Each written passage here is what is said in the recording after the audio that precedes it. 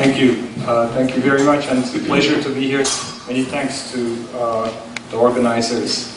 I think Joshua Workel has covered a lot in a very fast way. So I'm left with basically the question of filling the blanks in terms of what is this Turkish model? What is its relevance for the Arab world? I guess the good news, when you come from Washington, you focus, as Josh mentioned, on geopolitics and the narrative in Washington about Turkey. And the good news about the narrative in Washington about Turkey is that for the last few years, there has been a sense of pessimism about losing Turkey in Washington. Turkey was perceived, starting with the invasion of Iraq, the Turkish no to the use of Turkish territories for American troops, and then Turkey's growing relations with the Islamic world, especially Turkey's strong sense on the Palestinian issue, the visit of Hamas leader Khalid Meshal in 2006, and then the sense that Turkey was very close to Iran and Syria. Remember, this zero problems with neighbors policy was partly because Turkey decided that it should engage Syria and Iran. And when you want to pursue zero problems with Iran and Syria, it is impossible to have zero problems with Washington, D.C. You're bound to have some problems with Washington. And there was this perception of Turkey turning its back to NATO. There was a perception that Turkey was becoming increasingly anti-American, and that there was a rise of Islam in Turkey, that Turkey was becoming increasingly Islamized.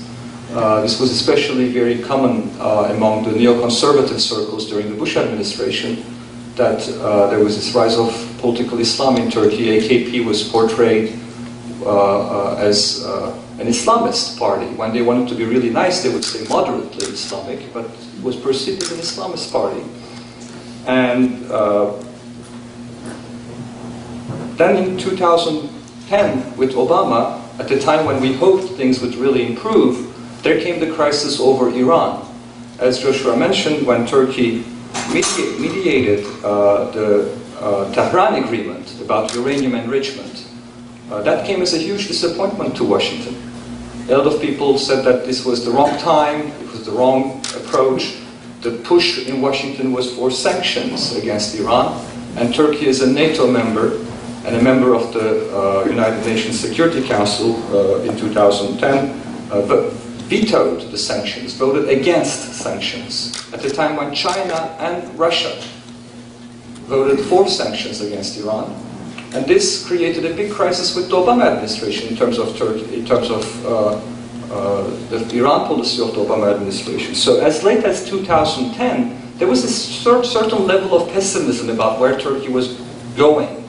Popular columnists like Tom Friedman in the New York Times wrote about Turkey being part of an Islamist axis, being closer to Iran, Syria, Hamas, the Palestinians, and having huge problems now with Israel after the Mavi Marmara incident, and having huge problems with the United States. So there was a lot of gloom and doom in this perception of Turkey, as late as in 2010.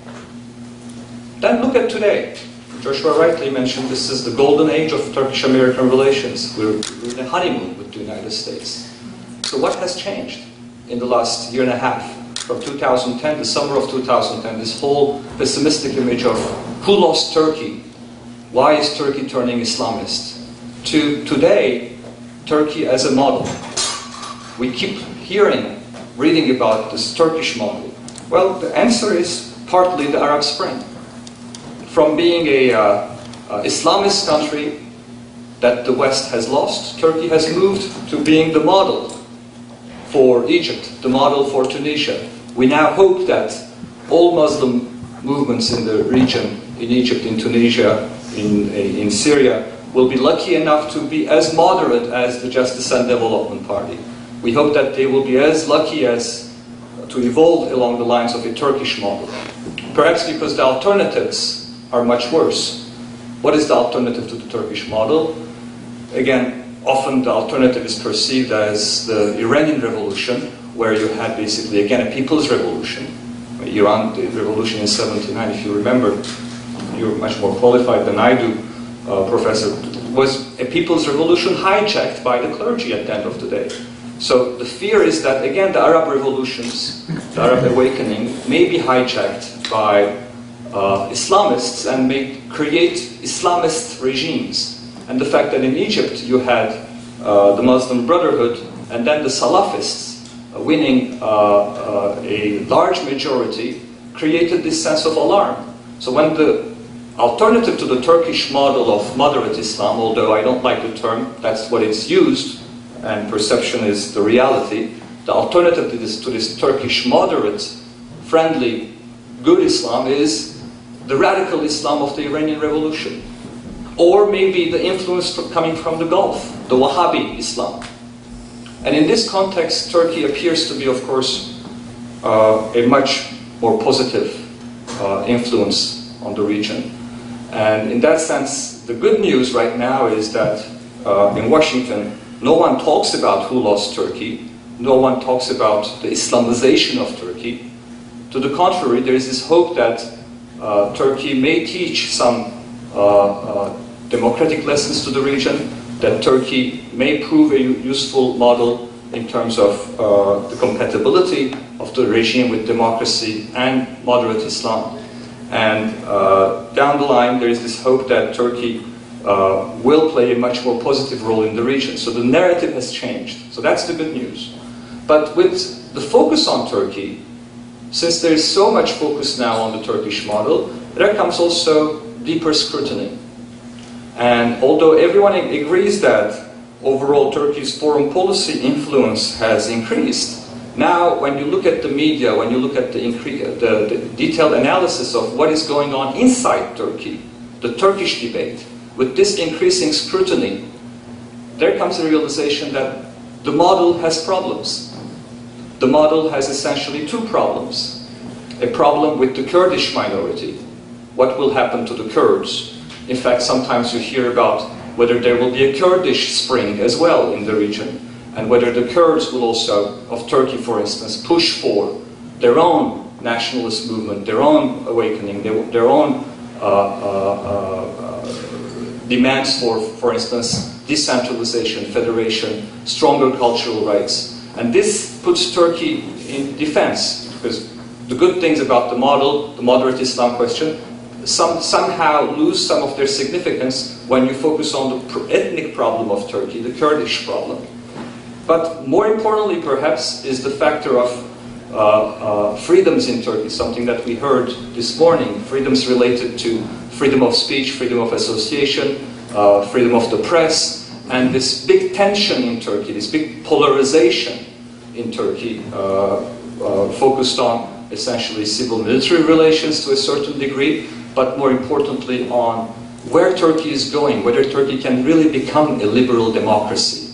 Because if Turkey is not a liberal democracy, if it's not really a first-ranked liberal democracy, why should it be a model for the Arab world? Why should the Arab world not aspire to a better model than Turkey? And there is this fear in Turkey with a very powerful AKP now, which has won 3 elections in a row, and which shows strong reluctance to truly change the Turkish political system with a new constitution, which will tackle the Kurdish question. There is this fear that one type of authoritarianism in Turkey, the old type of Kemalist authoritarianism, is being replaced now by the authoritarianism of the AKP, or the authoritarianism of the Gülen movement sometimes, as it is being perceived. When you read the press now, there's increasing scrutiny of the Gülen movement as well, and the clash between the Gülen movement and the AKP is an interesting phenomena for domestic Turkish politics, but it is also becoming increasingly scrutinized by the West in terms of what is the relationship of the Gülen movement to overall politics in Turkey, to democratization in Turkey, and what is the presence of, for instance, of Gülenists in the police force or Gülenists in the judiciary in terms of this democratization debate. So these are polarizing issues for Turkey, and there's this fear that somehow there's a new type of authoritarianism emerging, and the secularists have now developed their own narrative of victimhood. We all have narratives of victimization in Turkey. The Gülen movement, the AKP, has a very strong narrative of victimhood. They were the victims during the Kemalist hegemony. Now the secularists feel that they are the victims, and they are developing a narrative of victimization against the hegemony of the AKP, and sometimes what they see the hegemony of the Gülen movement, because they perceive the Gülen movement as behind the jailing of journalists because of the Gülen movement's influence in the judiciary or in the police force, for instance. So those are some of the new issues that are, I think, changing the debate in Washington about Turkey. It's no longer about Islamization. It's no longer Islam versus secularism. It's more about illiberal democracy, authoritarian democracy, majoritarian democracy versus liberal democracy. Democracy with minority rights, pluralist democracy, democracy with full freedoms. So this is a new debate. It's a more sophisticated debate about Turkey. And I welcome this debate as an analyst because that's what we need to talk about. The next step for Turkey is to focus on establishing a liberal democracy and to basically sideline this issue about Islam and secularism, this identity politics issue, and to focus on concrete issues regarding freedoms, and to debunk this emerging image of Turkey as where one type of authoritarianism is being replaced by another type of authoritarianism. And this is difficult to achieve. This is difficult to achieve for Turkey because democratization, the drivers of democratization traditionally has been in Turkey the European Union process, a sense that basically AKP needed the EU, the European Union, and now the EU, the European Union, is out of question, it's out of relevance in Turkey. And I will come back to this point in discussing the model of Turkey. So I just wanted to give you a kind of domestic implications of this Arab Spring for Turkey. The Kurdish question now is being more debated in the Western media as a problem of the Turkish model. Turkey's authoritarian leanings is being debated in more detail because Turkey is relevant. And the Gülen movement will increasingly be relevant because the Gülen movement is the most important religious movement of Turkey. And it is becoming increasingly scrutinized by the West. So we need to analyze these issues, and we have to be prepared to such scrutiny. And this is a new level of sophistication that the West is gaining about Turkey. In addition to the model debate, then at more concrete and geopolitical level, you have the influence of Turkey in the region, the foreign policy dimension. And I think here we have to look at, I will come back to the debate about the model, but let me just focus on the influence of Turkey in the region, which is not really about these issues regarding democracy or the Kurdish question, but what can Turkey do beyond being a model? Because being a model is fine, okay, but it's not really a very concrete term. I mean, when you go to Egypt and you say Turkey is a model, well, Egyptians would say, fine, okay, but what does it mean? Because no country is really a model for another. Every country is sui generis. So the impact of Turkey is important. And the impact, I think, comes in two senses. There is first the image of Turkey about how did Turkey become Turkey? How did, for instance, a party like AKP has emerged in Turkey?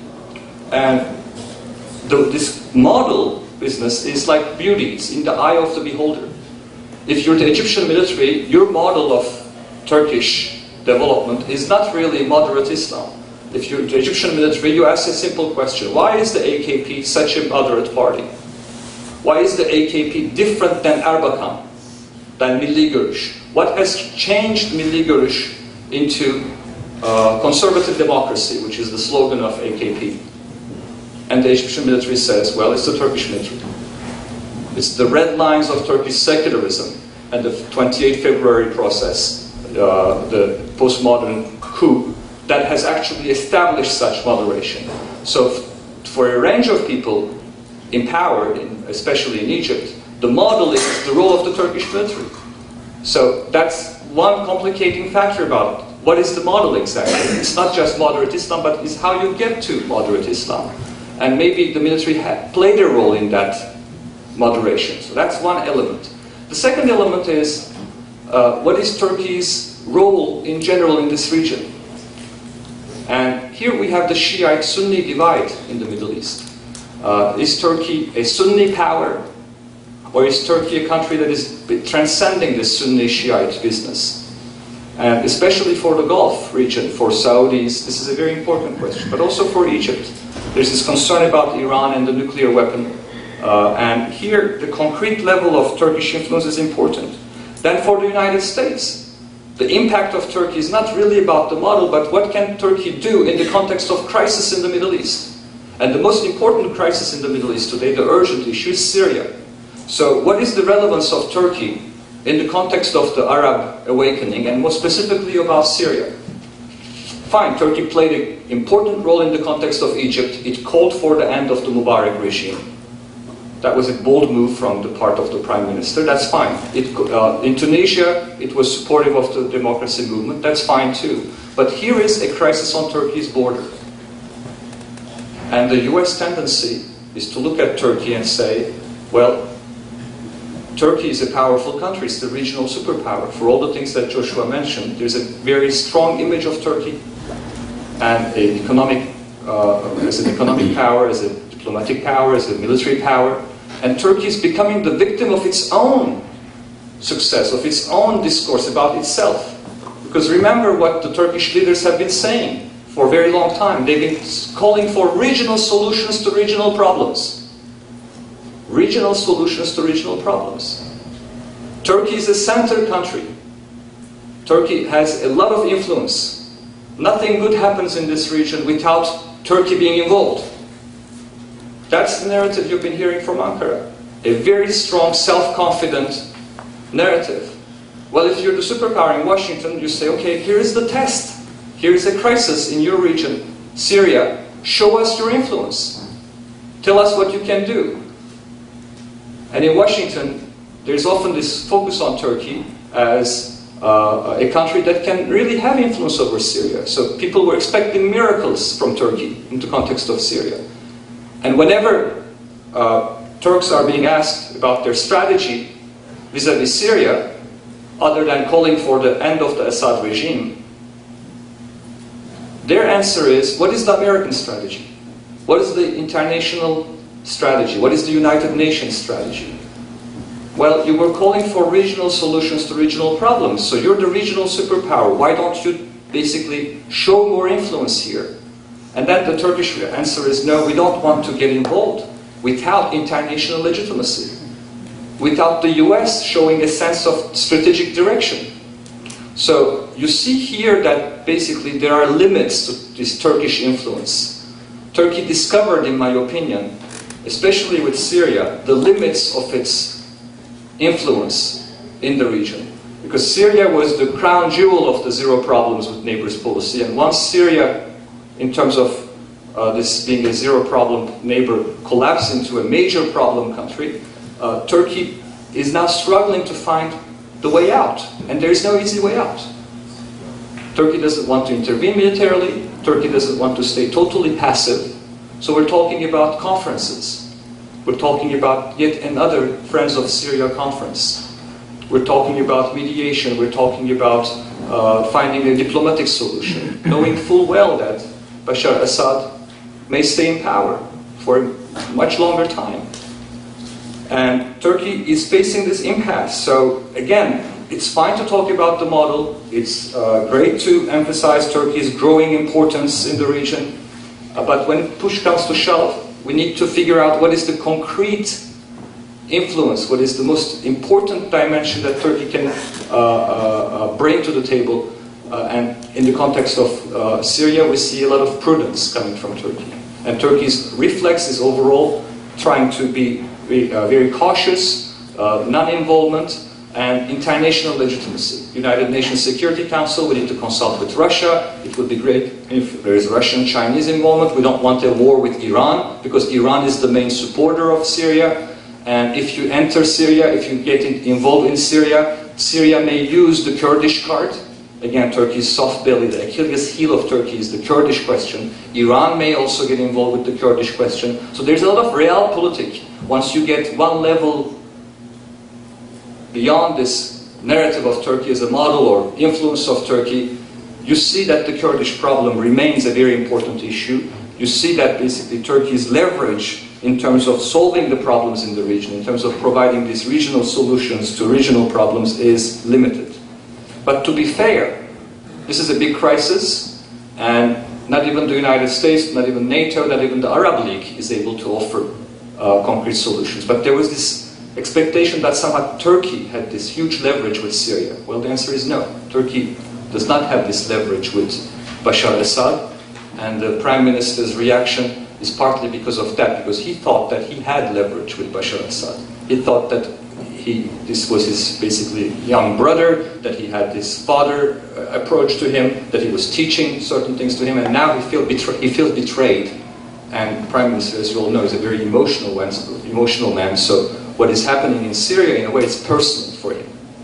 And as Josh mentioned, the fact that the killings continued during the month of Ramadan has also created this kind of anger in Turkey. And let's not forget, Turkey is a Sunni country.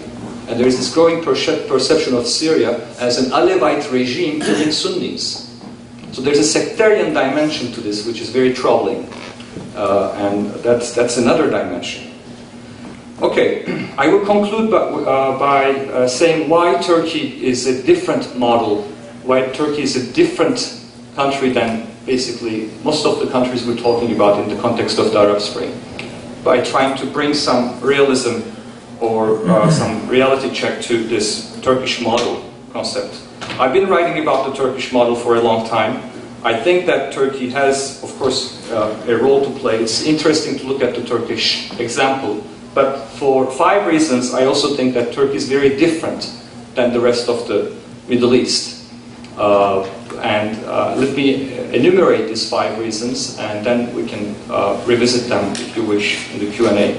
First of all, Turkey has an imperial legacy. Turkey comes from a state tradition, from an Ottoman state tradition, which itself has very strong roots in Central Asia, in the Mongolian, Persian, Byzantine state traditions. So the state in Turkey did not need Islam to be formed, whereas Arab states are much more at the mercy of Islam in terms of establishing themselves. There was no real Arab state before Islam. Islam has created the Arab state, whereas the Turkish state tradition, the Ottoman state tradition, owes basically nothing to religion. Religion is there for societal harmony, but there is a raison d'etat. There is a tradition of dominating Islam in the Turkic state tradition that does not have really an Arab equivalent. In that sense, Turkey is a country that has adopted this radical secularism for a reason. There was a sense that basically Turkey was able to establish that kind of secularism because it had a very strict state tradition. And that's a historical difference. And it goes back to the role of the military, it goes back to the role of the bureaucracy, but Islam was not really the creator of the Turkish state. That's one historical factor that needs to be, I think, taken into consideration. But it's not really thanks to the state's role or the imperial tradition of Turkey that Turkey was able to, in a way, dominate the Islamic realm, or basically was able to create a more moderate Islam, so to speak. It's also the second factor that differs Turkey. It's also because Turkey has become a democracy much earlier than most of these countries. It became a democracy, albeit a flawed one with military interventions, an illiberal one, in 1946. Starting with 1946, there has been elections. And even before that, during the Ottoman times, Turkey had its first constitution in the mid-19th century. So there's a history of multi-party politics. There's a history of political participation, which does not have really an Arab precedent. And in the presence of multi-party politics, Islam changed its role in Turkey. Islam was no longer just the only opposition movement, but it was one of the opposition movements. The mosques were not the only place where people would gather for opposing the government, like it was the case in the context of Egypt, for instance, or Iran or Algeria. But Islam basically was part of the conservative political realm, and there were ideological, political rivalries, competitions in Turkey. Whereas in the Arab world, very often you have this dichotomy. You have the autocrats and you have the Islamists. Nothing in between, and no elections, and not really a liberal, not really democratic participation. And in the absence of democratic politics, what you had in Egypt, what you had in the Middle East, overall was the Islamization of dissent. Islam becoming the only dissent movement, the only opposition movement, and the politicization of Islam, as the mosques were becoming increasingly political institutions. Turkey avoided that dilemma thanks to its democratization, and Islamists had a chance actually to come to power. And once they came to power, the slogan of Islam is the solution, which is the Muslim Brotherhood slogan in Egypt, was no longer relevant. Tried to run a city like Istanbul with 15 million people with a slogan like Islam is the solution. You can't. Try to run a city like Cairo, 20 million people, with Islam is the solution as a slogan. No. If a Muslim Brotherhood mayor was able to become the mayor of Cairo, as Erdogan was able to become the mayor of Istanbul in 1994, I'm sure the Muslim Brotherhood in Egypt would have evolved. They would have either become more pragmatic, more competent, or they would have been discredited. And this would have created the kind of demystification of Islam as a force that can solve all the problems. In Turkey, these dynamics starting with the 1940s, 50s, and eventually with the arrival of an Islamic party to power, which has gained accountability, became more pragmatic, became more competent. Those are the dynamics that differ Turkey, that differs the Muslim Brotherhood from AKP. But for that, you need to have basically the different historical context. So that's the second factor. The first one, the state tradition. The second one, early democratization. The third factor is something that Ahmet Kuru mentioned today. Turkey is blessed by the absence of oil. Oil is a curse to your economy. When you don't have oil, you have to actually invest in your people, you have to invest in your economy, and you have to create a productive economy. You have to create a taxation-based system. You cannot just rely on a God-given natural resource and not tax your people. Turkey grew through taxation. Turkey grew through the emergence of a business community, the so-called Anatolian Tigers. So the absence of oil and the absence of reliance solely on strategic rent. Egypt does not have oil, but Egypt has strategic rent. It has the Suez Canal, it has the remittances coming from workers, it has vicinity to oil thanks to the geostrategic position, and it had all these workers in the Gulf who were sending substantial remittances. So it had basically a source of income independent of economic productivity. That's called strategic rent. And foreign aid was the strategic rent. Foreign aid to Egyptian economy played a major role. But Turkey managed to avoid the oil trap and managed to avoid the strategic rent trap by establishing a productive capitalist economy, an export-led economy. Malaysia, Indonesia are similar examples of growth.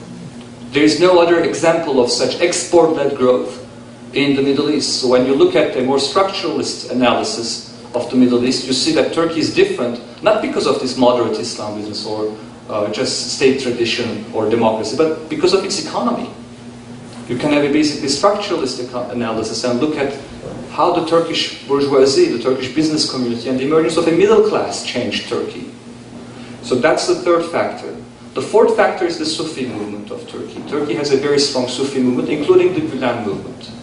And here I have my worries about the Sufi movement remaining Sufi, remaining unpolitical. Because to me what makes the Sufi movement really powerful is this mystical approach and the approach to culture, education, social issues rather than politicization of Islam.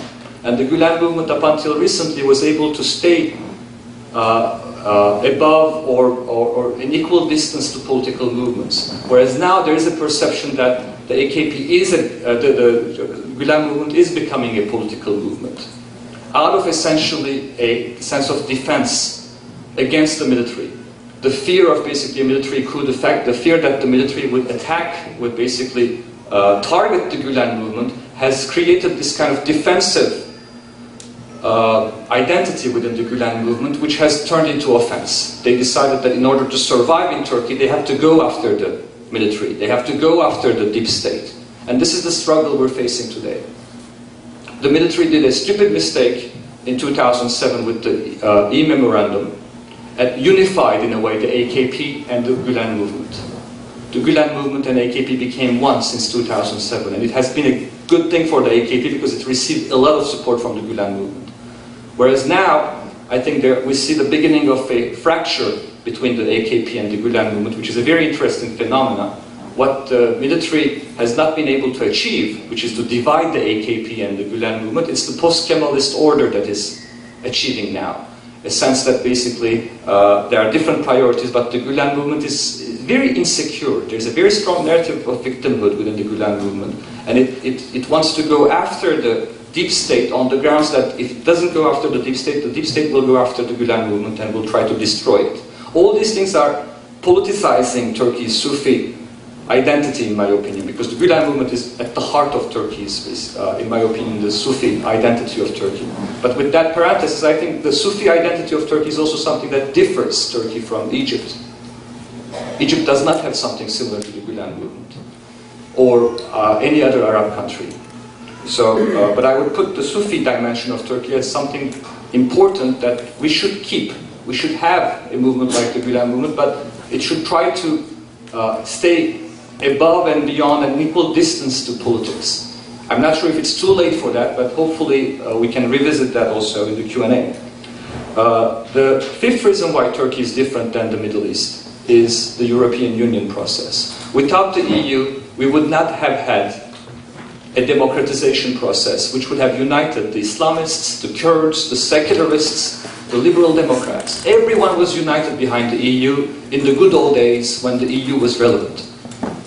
In 2004, 2005, the EU was very relevant. Now the EU is no longer relevant. But imagine if there was an EU process for Morocco, if there was an EU process for Algeria, for Egypt. That would also create a sense of coalition among the Democrats in these countries. Turkey had the luxury of having this kind of movement, a pro-EU movement for democratization.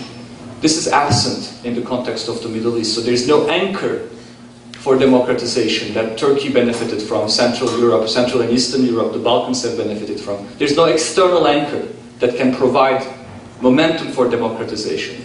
Without the European Union, I don't think Turkey would have established the level of democracy that it has established today, the kind of civilian supremacy over the military that we're talking about. I went already too long, but I wanted to emphasize all these points. I'll be happy to answer questions later.